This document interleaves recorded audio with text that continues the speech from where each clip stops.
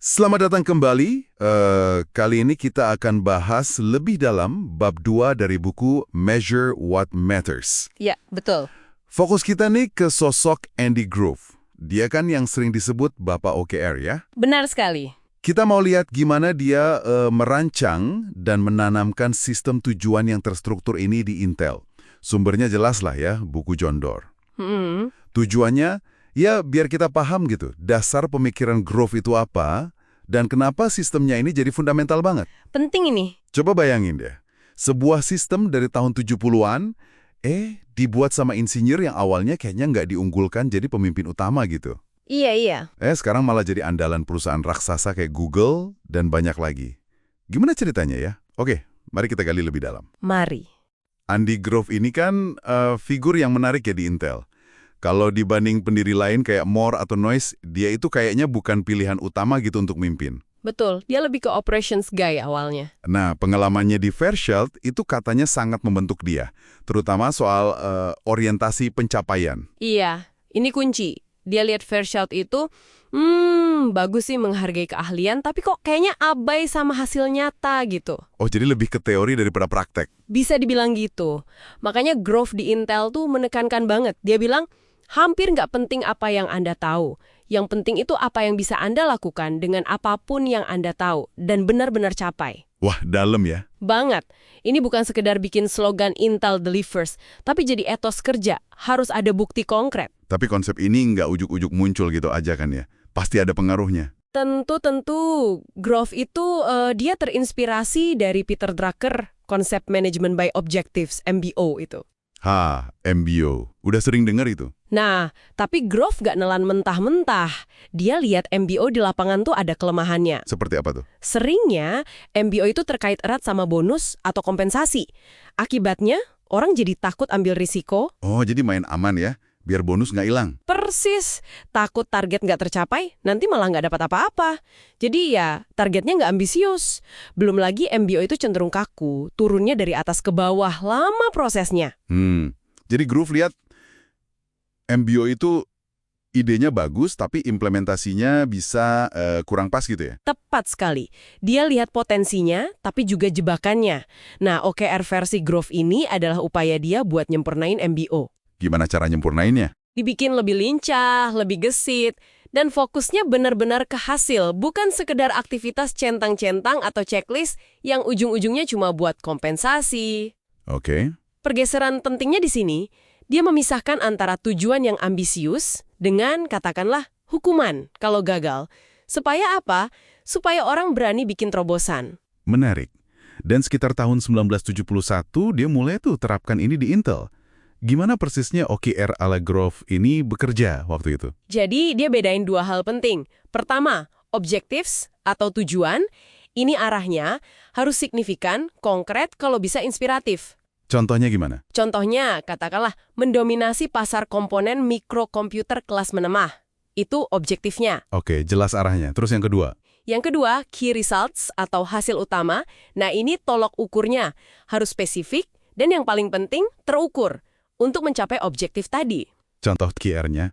Misalnya untuk objektif tadi, QR-nya bisa memenangkan 10 desain baru untuk chip 8085 dalam kuartal ini. Spesifik kan? Ada angkanya, ada waktunya. Kuncinya berarti di kata terukur itu ya? Harus bisa diukur. Harus. Wajib. Ini yang bikin beda banget sama MBO, yang kadang masih agak, kualitatif. Kata Grove, di akhir periode pertanyaannya simpel dan nggak perlu debat panjang.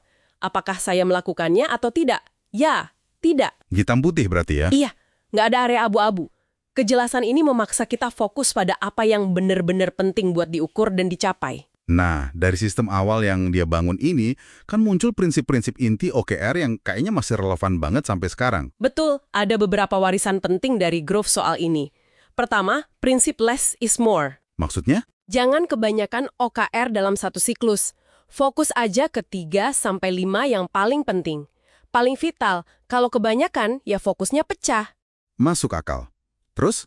Kedua, dorong kontribusi bottom up. Jadi jangan semua dari atas. Biarkan tim dan individu itu ikut merumuskan sekitar separuh OKR mereka sendiri. Tentunya sambil konsultasi sama manajer ya. Oh, jadi ada rasa kepemilikan gitu ya? Persis, ini penting buat engagement dan pemahaman yang lebih dalam kenapa tujuan itu penting, bukan cuma disuruh. Berarti ini bukan sekedar perintah dari atasan dong? Sama sekali bukan. Itu prinsip ketiga. Tanpa diktat. OKR itu sifatnya kesepakatan. Kontrak sosial lah istilahnya. Harus ada diskusi, ada komitmen bersama. Oke. Ada lagi? Keempat, tetap fleksibel. Dunia kan berubah cepat ya. Kalau di tengah jalan ada key result yang jadi nggak relevan lagi, atau mungkin targetnya jadi mustahil dicapai karena kondisi pasar berubah drastis, ya disesuaikan. Bisa diubah atau bahkan dihapus gitu? Bisa banget. Jangan kaku sama rencana awal kalau memang udah nggak masuk akal. Adaptasi itu kunci. Nah, kekuatan sistem OKR ini katanya benar-benar teruji pas Intel lagi krisis. Ada cerita soal Operation Crash itu ya? Wah iya, itu contoh klasik banget. Jadi di akhir tahun 70-an, Motorola itu lagi jaya-jayanya di pasar mikroprosesor. Intel kesalip. Wah, bahaya gitu. Bahaya banget. Nah, Intel harus melawan balik. Disinilah OKR jadi alat mobilisasi yang luar biasa. Seluruh perusahaan, dari pucuk pimpinan sampai tim sales di lapangan, semua bergerak serentak. Tujuannya satu berarti? Satu, merebut kembali pasar dari Motorola. OKR memastikan semua fokus ke sana. Ada kutipan menarik dari Jim Lally, salah satu eksekutif Intel waktu itu, soal ini. Betul, dia pakai analogi vektor. Dia bilang, kalau vektor nunjuk ke arah beda-beda, penjumlahannya 0. Tapi kalau semua orang nunjuk ke arah yang sama, Anda memaksimalkan hasil. Keren analoginya. Keren dan pas banget.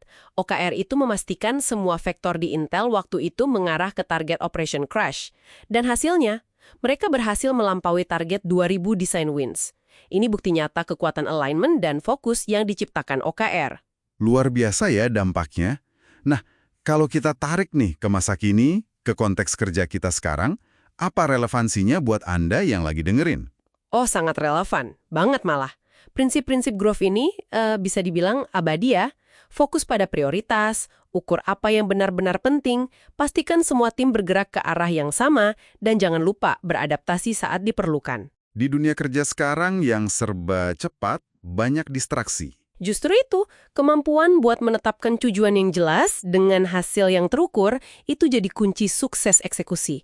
Ini bukan soal kelihatan sibuk ngerjain banyak hal, tapi soal beneran mencapai sesuatu yang signifikan. Jadi intinya, Li, growth itu ambil konsep yang udah ada, yaitu MBO, terus dia asah lagi, dia pertajam lagi dengan penekanan pada hasil yang terukur, keterlibatan tim dari bawah, fleksibilitas, lalu dia bangun budaya eksekusi yang kuat di sekitarnya. Tepat, ini bukan cuma soal sistem administrasi, tapi lebih ke cara berpikir, cara bekerja, budaya. Oke, sebagai penutup nih, ada satu hal yang mungkin bisa jadi bahan renungan buat Anda di rumah atau dimanapun mendengarkan. Silahkan.